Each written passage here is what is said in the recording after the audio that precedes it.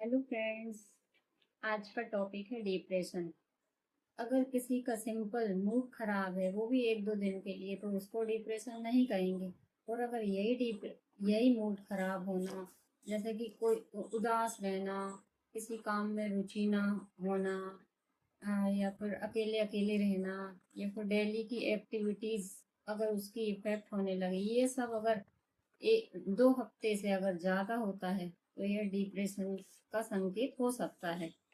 ये topic depression का क्यों लिया है, क्योंकि आजकल अभी अभी रिसेंटली मैंने दो तीन केस सुसाइड के मेरे आसपास के एरिया में सुन लिए हैं। इसलिए मैं सोच रही हूँ कि ये टॉपिक ज़रूर लेना चाहिए, ताकि लोगों को खुद भी सीखें और लोगों को भी अपना नॉलेज दें, ताकि ये केसेस ना हो।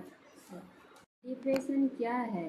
यह एक मेंटल हेल्थ डिसऑर्डर है, जिसमें जिसमें आदमी मतलब दुखी ही नहीं, बल्कि इसकी सोचने समझने, महसूस करने और काम करने की क्षमता प्रभावित होती है।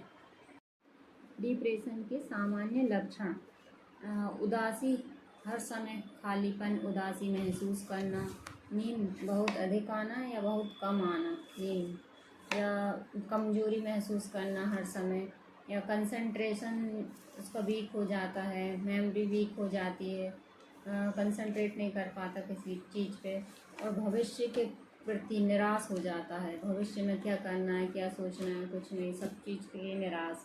और अगर ज़्यादा खुद को बेकार समझना, दोषी, अपने आप को दोष देना, या जैसे कि ज़्यादा गंभीर केसेस में खुद को चोट पहुंचाने की भी कोशिश करता है। क्यों होता है? इसके कारण: अगर लंबे समय तक तनाव बना हुआ है तो ये भी डिप्रेशन का कारण हो सकता है। या जैसे फैमिली में कोई प्रॉब्लम चल रही है, रिलेशंस में कोई प्रॉब्लम चल रही है, तो भी डिप्रेशन का कारण हो सकता है ये भी। या कोई फाइनेंशियल प्रॉब्लम है किसी पर्सन को, ये भी कारण हो सकता है डिप्रेशन का। या कोई किसी की फैमिली में किसी क्लोज की डेथ हो गई है, कोई लव्ड वन की डेथ हो गई है, तो उसके कारण भी हो सकता है डिप्रेशन। या फिर हार्मोनल चेंजेस के कारण भी डिप्रेशन हो सकता है, जैसे कि डिलीवरी के बाद बहुत से लोगों में हो जाता है डिप्रेशन।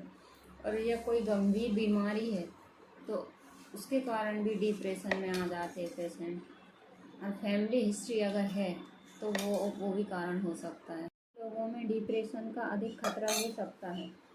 जो लोग लगातार तनाव में रहते हैं, उन लोगों को अधिक खतरा रहता है।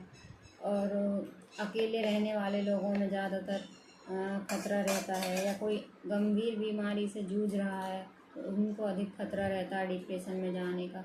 या फिर जैसे डिलीवरी के बाद अगर किसी की डिलीवरी हुई है, तब वहाँ पे भी चांसेस रहते हैं, वहाँ भी रहता है खतरा डिप्रेशन में जाने का। तो नशे की समस्या, नशे की आदत है किसी को, तो वहाँ पे भी रहता है। डिप्रेशन के बारे में कुछ गलत धारणाएं, जैसे कुछ लोग सोचते हैं कि यह सिर्फ ध्यान आकर्षित करने के लिए करते हैं लोग। यह एक गलत धारणा है। यह कुछ लोग बोलते हैं यह सिर्फ एक वीकनेस है डिप्रेशन, यह भी गलत है। और कुछ लोग बोलते हैं कि ये अटेंशन चाहिए उनको, इसलिए डिप्रेशन में जाते हैं लोग, यह भी गलत है। डिप्रेशन एक वास्तविक स्वास्थ्य समस्या है। डिप्रेशन को इच्छा शक्ति से ठीक किया जा सकता है, यह भी एक गलत धारणा है। क्या करना चाहिए? कोई फैमिली, कोई परिवार का कोई पर्सन या कोई विश्वसनीय व्यक्ति से बात करें, उसको अपनी प्रॉब्लम बताएं, और नियमित नींद लें, और डेली एक्सरसाइज करें, या फिर थोड़ा टहलें, संतुलित भोजन लें, और शराब और नशे से दूर रहें। और अगर सिम्टम्स 2 हफ्ते या उससे ज़्यादा या फिर और थोड़े गंभीर सिम्टम्स आते हैं तो डॉक्टर की सलाह लें। फैमिली के लोगों को क्या करना चाहिए? अगर उनको लगता है कि फैमिली में किसी को डिप्रेशन है, तो उनको सबसे पहले यह कहना बंद करना चाहिए कि सोचना बंद करो और मजबूत बनो। यह कहना बंद करना चाहिए, और उनकी बातों को ध्यान से सुनना चाहिए, और उनकी हेल्प करना चाहिए।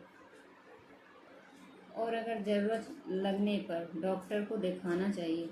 दोस्तों, ये डिप्रेशन जो है छिपाने की बात नहीं है, बल्कि इसको समझने और इलाज कराने की ज़रूरत। अगर आपको यह जानकारी उपयोगी लगी हो तो हमें लाइक करें, शेयर करें और ऐसी ही हेल्थ जानकारी के लिए फॉलो करें।